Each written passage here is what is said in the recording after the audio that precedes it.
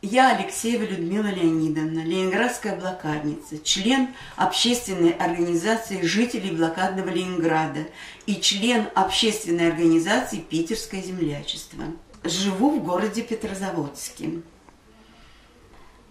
16 июня текущего года была установлена мемориальная доска в память о заслугах Карла Маннергейма.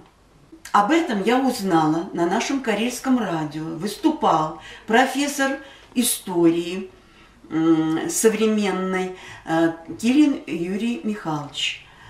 Он выступал на радио и очень подробно обрисовал свою позицию по отношению к этому факту, установлению мемориальной доски, посвященной Карлу Маннергейму.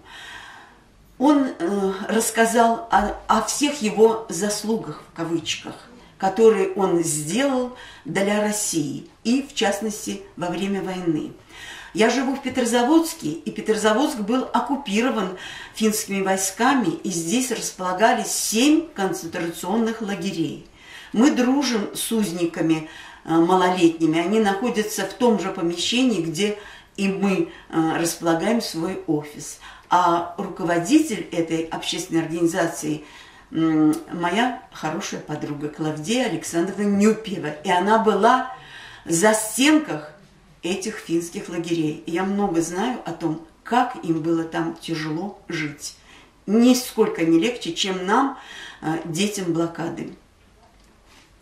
Я разделяю, еще раз повторяю, позицию Килина, потому что он ученый-исследователь, у него все аргументировано.